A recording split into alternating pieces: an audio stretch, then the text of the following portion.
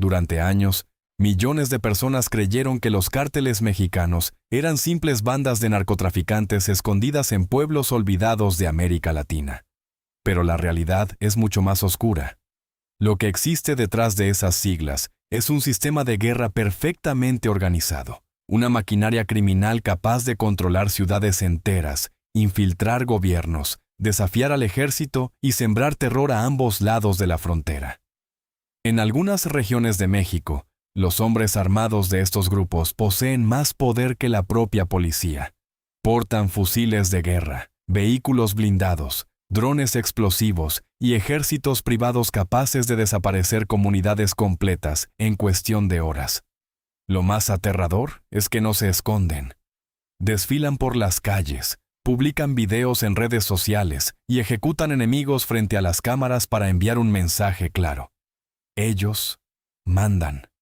Pero, ¿cómo llegaron a convertirse en monstruos tan poderosos? ¿Quién mueve realmente los hilos detrás de los imperios criminales más peligrosos del planeta?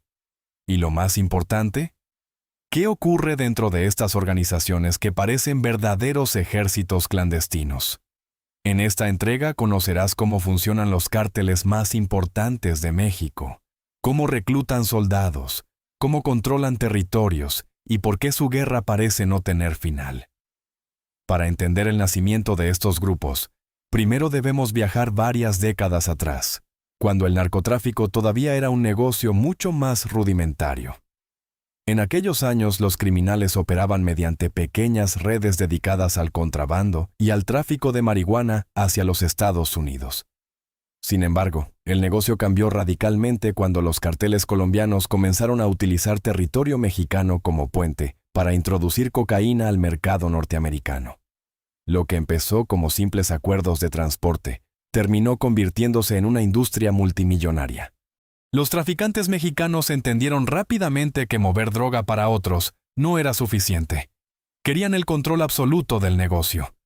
Fue entonces cuando aparecieron organizaciones como el Cártel de Guadalajara, considerado el padre de los grandes imperios criminales modernos. Desde las sombras, hombres como Miguel Ángel Félix Gallardo comenzaron a construir una estructura capaz de sobornar policías, comprar políticos y controlar rutas enteras. Lo que nadie imaginaba era que esa organización sería el origen de una guerra que transformaría a México para siempre. Tras la caída del Cártel de Guadalajara, el territorio quedó dividido entre distintas facciones criminales. Así nacieron grupos como el Cártel de Sinaloa, el Cártel del Golfo y posteriormente los Zetas. Cada uno comenzó a disputar plazas estratégicas, utilizando métodos cada vez más violentos. Pero mientras el mundo veía simples noticias sobre drogas y asesinatos, detrás de escena estos grupos evolucionaban como auténticas corporaciones criminales. Poseían áreas de inteligencia, finanzas, seguridad, logística y operaciones armadas.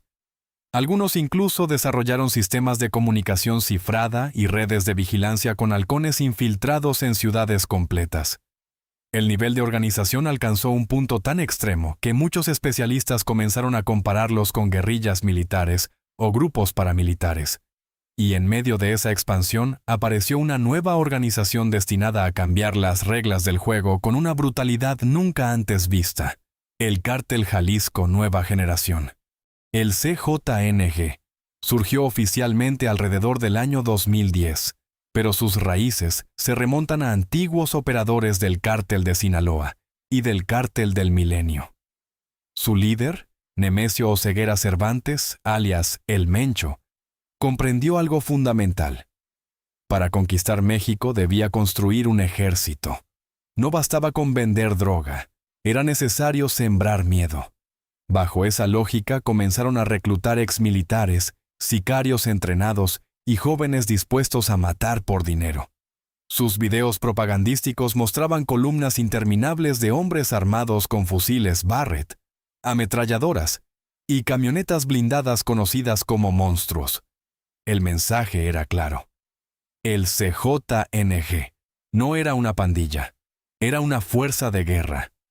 A diferencia de otros grupos que operaban desde las sombras, los hombres del Mencho comenzaron a exhibir su poder públicamente, para aterrorizar rivales y comunidades enteras. El resultado fue devastador. En pocos años el CJNG logró expandirse por gran parte del territorio mexicano, convirtiéndose en uno de los cárteles más peligrosos y sanguinarios del planeta. Pero aunque el CJNG domina titulares y redes sociales, no es el único gigante criminal operando en México. El Cártel de Sinaloa continúa siendo una de las organizaciones más poderosas de toda América Latina. Fundado por figuras legendarias como Joaquín El Chapo Guzmán, Ismael El Mayo Zambada y otros históricos narcotraficantes, este grupo construyó un imperio basado en la corrupción, las alianzas y el tráfico internacional de drogas. Durante años lograron mover toneladas de cocaína, heroína, metanfetamina y fentanilo hacia Estados Unidos, generando miles de millones de dólares. Pero lo más impresionante no era únicamente su riqueza, sino su capacidad para infiltrarse dentro del sistema político y policial mexicano. Mientras otros cárteles sembraban terror mediante ejecuciones masivas, Sinaloa perfeccionó un modelo más silencioso y estratégico. Sin embargo, incluso ese imperio comenzó a fracturarse tras la captura de El Chapo, dando origen a guerras internas extremadamente violentas entre facciones rivales. Dentro de los cárteles existe una jerarquía mucho más compleja de lo que la mayoría imagina. En la cima se encuentran los líderes máximos, conocidos como capos o patrones. Debajo operan jefes regionales encargados de controlar plazas específicas. Luego aparecen los comandantes armados que supervisan sicarios, halcones y grupos tácticos. Los halcones son vigías distribuidos por ciudades y carreteras cuya tarea consiste en reportar movimientos sospechosos de rivales o fuerzas de seguridad. Muchos son adolescentes reclutados desde muy jóvenes. Por debajo existen operadores financieros encargados de lavar dinero mediante negocios legales, empresas fantasmas y propiedades.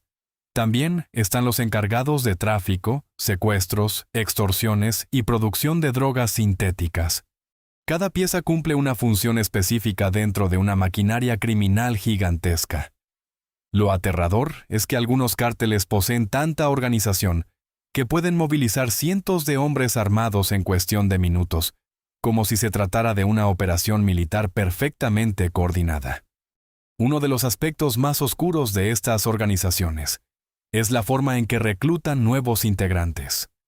En muchas regiones pobres de México, los cárteles ofrecen dinero, armas y una falsa sensación de poder a jóvenes que crecieron rodeados de violencia. Algunos son convencidos mediante promesas de riqueza rápida. Otros son obligados bajo amenazas. Existen testimonios estremecedores de adolescentes secuestrados y entrenados como sicarios en campos clandestinos, donde aprenden a disparar, torturar y ejecutar personas. Aquellos que intentan escapar suelen terminar asesinados. Para muchos muchachos de zonas rurales, ingresar a un cártel parece la única salida posible frente a la pobreza extrema. Pero una vez dentro, abandonar la organización es prácticamente imposible. Los grupos criminales castigan la traición con una brutalidad aterradora. Y mientras más asciende un sicario dentro de la estructura, más sangre debe derramar para demostrar lealtad. La guerra entre cárteles transformó grandes regiones de México en auténticos campos de batalla. Municipios enteros quedaron atrapados entre enfrentamientos armados, emboscadas y ejecuciones públicas. Las carreteras comenzaron a llenarse de retenes clandestinos controlados por hombres con rifles de asalto. Algunas comunidades rurales fueron abandonadas completamente por sus habitantes ante el temor de quedar atrapados en una balacera. Lo más aterrador es que muchas veces los civiles se convierten en daños colaterales dentro de conflictos que ni siquiera comprenden. Familias enteras han sido desplazadas de sus hogares mientras escuelas, comercios y hospitales cierran por miedo a la violencia. En ciertas zonas, los habitantes viven bajo reglas impuestas por criminales que deciden quién entra, quién sale y quién merece morir. Para miles de mexicanos, la guerra narco dejó de ser una noticia televisiva hace mucho tiempo. Se convirtió en su realidad cotidiana. Otro elemento clave dentro de los cárteles modernos es el uso de propaganda. Las organizaciones criminales comprendieron rápidamente el poder de Internet y las redes sociales. Hoy, publican videos mostrando convoyes armados, amenazas contra rivales, ejecuciones y demostraciones de fuerza destinadas a sembrar miedo. Algunos grupos incluso producen contenido con calidad cinematográfica, utilizando drones, música y mensajes dirigidos directamente a la población. El objetivo es controlar la narrativa. Quieren presentarse como protectores del pueblo mientras retratan a sus enemigos como monstruos despiadados. Pero detrás de esos discursos se esconden secuestros, asesinatos masivos y actividades criminales de todo tipo. Lo más inquietante es que estas campañas también sirven para reclutar jóvenes impresionables que observan a los sicarios como figuras poderosas o incluso heroicas. Así, la guerra ya no se libra únicamente con balas. También se combate mediante el miedo psicológico y la manipulación mediática. Aunque el narcotráfico sigue siendo su principal fuente de ingresos, muchos cárteles diversificaron sus negocios criminales. Hoy controlan extorsiones, secuestros, tráfico de migrantes, robo de combustible, minería ilegal y prostitución. En algunos casos obtienen más dinero mediante estas actividades que con la propia droga. El tráfico de fentanilo se convirtió además en una de las industrias más lucrativas y mortales de los últimos años. Laboratorios clandestinos producen enormes cantidades de esta sustancia sintética que luego es enviada hacia Estados Unidos. Las consecuencias son devastadoras. Miles de personas mueren cada año por sobredosis relacionadas con drogas fabricadas por organizaciones criminales mexicanas. Mientras tanto, los líderes continúan acumulando fortunas multimillonarias capaces de corromper funcionarios, policías y empresarios. El dinero es tan gigantesco que algunos cárteles funcionan prácticamente como estados paralelos dentro del propio país. Las autoridades mexicanas llevan décadas intentando combatir esta guerra interminable. Soldados, marinos y fuerzas especiales participan constantemente en operativos para capturar líderes criminales y destruir laboratorios clandestinos. Sin embargo, por cada capo arrestado parecen surgir nuevos grupos todavía más violentos. La fragmentación de las organizaciones genera pequeñas células armadas difíciles de controlar. Además, la corrupción dentro de algunas instituciones complica aún más el panorama. Existen policías y funcionarios que colaboran directamente con el crimen organizado, proporcionando información, protección o recursos. Esto provoca que muchas comunidades pierdan completamente la confianza en el Estado. En algunas regiones los ciudadanos sienten más miedo de denunciar que de convivir con los propios criminales. Y mientras el gobierno intenta contener la violencia, los cárteles continúan expandiendo su influencia como una sombra imposible de detener. Pero quizás la parte más aterradora de toda esta historia es que la guerra narco ya dejó de pertenecer únicamente a México. Las redes criminales se extendieron por América Latina, Estados Unidos y Europa, estableciendo alianzas internacionales con mafias de distintos continentes. El negocio de las drogas mueve cantidades obscenas de dinero y alimenta un ciclo de violencia que parece no tener final. Detrás de cada convoy armado, cada ejecución y cada enfrentamiento, existe una lucha despiadada por el control del poder. Los cárteles ya no son simples grupos criminales escondidos en las montañas. Son estructuras gigantescas capaces de desafiar gobiernos enteros. Y mientras las balas continúan resonando en pueblos y ciudades, millones de personas viven atrapadas en medio de una guerra silenciosa, donde la línea entre autoridad y crimen parece desaparecer cada día más. Pero si existe un elemento que terminó de transformar esta guerra en algo completamente distinto, fue la aparición de armamento militar dentro de manos criminales. Hace apenas 2 décadas los narcotraficantes utilizaban pistolas y rifles básicos para proteger cargamentos o intimidar rivales. Hoy la situación es radicalmente diferente. Los cárteles poseen arsenales capaces de enfrentar convoyes enteros del ejército mexicano, fusiles Barrett calibre .50, lanzagranadas, ametralladoras pesadas, explosivos improvisados y drones convertidos en bombas forman parte habitual de sus operaciones. Algunas células criminales incluso adaptan camionetas con placas de acero artesanal, creando vehículos monstruo preparados para resistir ráfagas de alto calibre. Lo más impactante es que muchas de estas armas provienen ilegalmente de Estados Unidos o son robadas directamente a fuerzas de seguridad.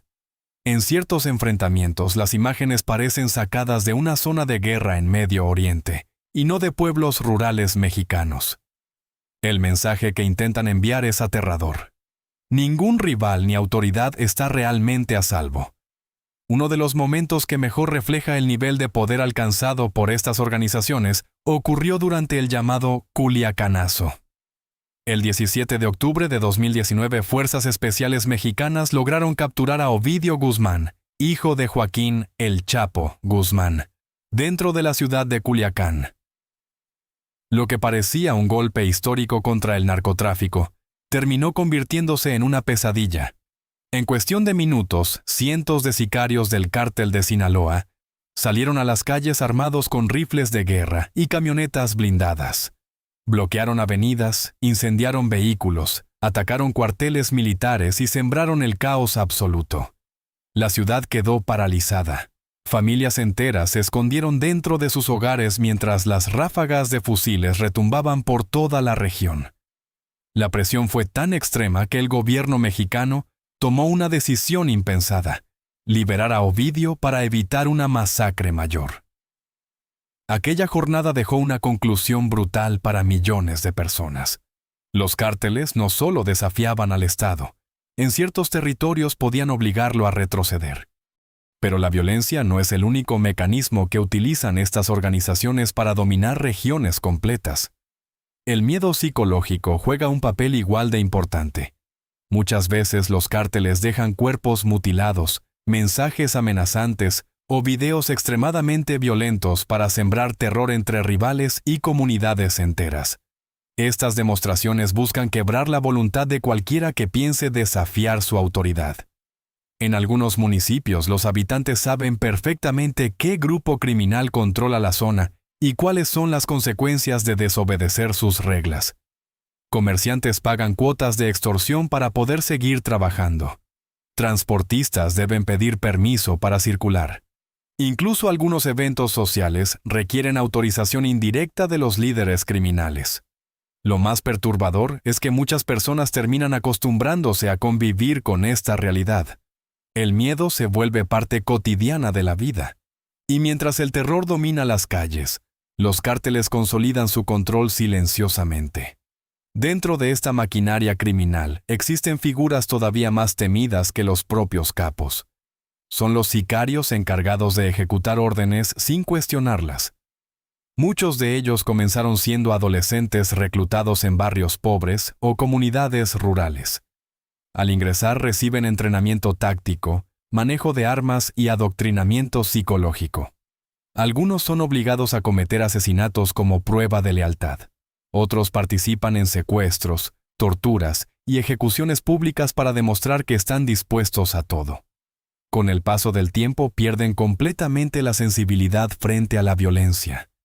En entrevistas y grabaciones filtradas, varios ex sicarios describieron cómo aprendieron a ver la muerte como parte normal del trabajo. Algunos confesaron haber ejecutado decenas de personas antes de cumplir los 20 años.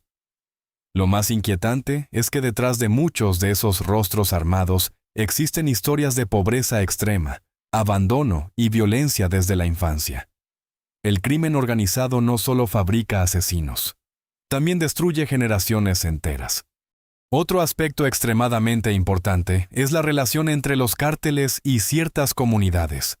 Aunque parezca contradictorio, algunos grupos criminales intentan construir apoyo social ofreciendo ayuda económica, alimentos o protección local. En regiones abandonadas por el gobierno, ciertos habitantes ven a los cárteles como una especie de autoridad paralela, capaz de resolver problemas rápidamente. Los líderes criminales aprovechan esa situación para presentarse como benefactores del pueblo mientras expanden su influencia. Organizan fiestas, entregan juguetes o financian pequeñas obras públicas. Pero detrás de esa aparente generosidad existe una estrategia muy calculada: Necesitan que la población guarde silencio y evite colaborar con las autoridades. En muchas ocasiones el apoyo no nace del respeto, sino del miedo. La gente entiende perfectamente que enfrentarse a estas organizaciones puede costarles la vida. Así, los cárteles consiguen algo todavía más peligroso que el dinero o las armas: control social. Mientras tanto, las cárceles mexicanas se transformaron en otro escenario clave dentro de esta guerra interminable. Muchos líderes continúan dirigiendo operaciones criminales, incluso estando tras las rejas. Algunas prisiones funcionan prácticamente como centros de mando, donde los capos mantienen comunicación con sus operadores mediante teléfonos clandestinos y redes de corrupción internas. En ciertos casos, los reclusos ligados al narcotráfico poseen privilegios impensables: fiestas privadas, acceso a mujeres, alcohol e incluso armas. Todo depende del dinero y la influencia que conserven. Las disputas internas dentro de estos penales suelen terminar en motines extremadamente violentos con decenas de muertos. Para las autoridades, controlar estas cárceles se convirtió en una tarea casi imposible. Y aunque muchos criminales terminan capturados, las organizaciones continúan funcionando porque el sistema entero ya fue diseñado para sobrevivir, incluso sin sus líderes visibles. A lo largo de los años también surgieron grupos de autodefensa formados por civiles armados cansados de vivir bajo el dominio criminal. Campesinos, comerciantes y habitantes rurales decidieron organizarse utilizando rifles para proteger sus comunidades. Algunos lograron expulsar temporalmente a organizaciones criminales de ciertas regiones. Sin embargo, el panorama se volvió mucho más complejo con el paso del tiempo. Varias autodefensas terminaron infiltradas por otros cárteles, interesados en utilizarlas como fuerza aliada contra sus enemigos. Lo que comenzó como movimientos ciudadanos desesperados, terminó mezclándose nuevamente con la guerra narco. Hoy resulta extremadamente difícil distinguir dónde termina la autodefensa y dónde comienza el crimen organizado. Esa confusión refleja perfectamente el nivel de caos que existe en muchas zonas del país. La influencia de los cárteles también alcanzó la cultura popular. Corridos, series, películas y redes sociales comenzaron a romantizar la figura del narcotraficante, presentándolo como símbolo de poder, riqueza y respeto. Jóvenes de distintas regiones crecieron observando camionetas lujosas, relojes caros y hombres armados rodeados de dinero fácil. Para muchos adolescentes sin oportunidades reales, el estilo de vida narco se convirtió en una fantasía aspiracional. El problema es que detrás de esa imagen glamorosa existe una realidad brutal marcada por traiciones, paranoia y muerte constante. La mayoría de los sicarios y operadores terminan asesinados, encarcelados o desaparecidos antes de llegar a los 30 años. Pero aún así, el mito continúa creciendo alimentado por canciones, videos virales y contenido que transforma criminales en celebridades modernas. Y mientras más se glorifica esa vida, más jóvenes terminan cayendo dentro del mismo círculo de violencia. En los últimos años, otro fenómeno aterrador comenzó a expandirse rápidamente: el uso de tecnología avanzada por parte del crimen organizado. Los cárteles ya no dependen únicamente de radios o teléfonos básicos. Utilizan drones para vigilar movimientos enemigos, interceptan comunicaciones y manejan sistemas sofisticados de inteligencia. Algunos expertos afirman que ciertas organizaciones poseen capacidades tecnológicas comparables a las de grupos insurgentes internacionales. Los drones explosivos utilizados en Michoacán marcaron un antes y un después dentro de esta guerra. Lo que antes parecía imposible comenzó a convertirse en rutina. Sicarios lanzando artefactos explosivos desde el aire sobre comunidades rivales o convoyes armados. La violencia entró en una nueva etapa donde la tecnología amplifica todavía más el nivel de destrucción. Y lo más preocupante es que estas tácticas continúan evolucionando constantemente. Sin embargo, detrás de cada cifra y cada noticia, existe una tragedia humana gigantesca. Miles de familias mexicanas viven buscando a familiares desaparecidos. Madres recorren fosas clandestinas con la esperanza de encontrar restos de sus hijos. Comunidades enteras quedaron marcadas psicológicamente por años de violencia continua. Niños crecieron escuchando balaceras como parte normal de su infancia. Muchos jamás conocieron una vida lejos del miedo. Esa es quizás la consecuencia más devastadora de toda esta guerra. No solo destruye cuerpos, también destruye generaciones enteras que aprenden a convivir con la violencia desde muy pequeños. Mientras los grandes líderes acumulan millones de dólares escondidos en mansiones o ranchos secretos, la población civil paga el precio más alto de todos. Y aún así, pese a los operativos, capturas y enfrentamientos, la guerra parece no terminar nunca. Cada vez que un capo cae, otro ocupa su lugar. Cada vez que una organización se fragmenta, nacen nuevas células todavía más violentas. El narcotráfico evolucionó hasta convertirse en una hidra criminal capaz de regenerarse constantemente. Muchos especialistas coinciden en que el problema ya no puede explicarse únicamente como una cuestión de drogas. Se trata de pobreza, corrupción, falta de oportunidades y un mercado internacional multimillonario que continúa alimentando esta maquinaria de muerte. Mientras exista demanda, existirán hombres dispuestos a matar para controlar el negocio. Y mientras las calles de México continúen siendo disputadas por ejércitos criminales, millones de personas seguirán atrapadas en medio de una guerra donde sobrevivir un día más ya parece una victoria.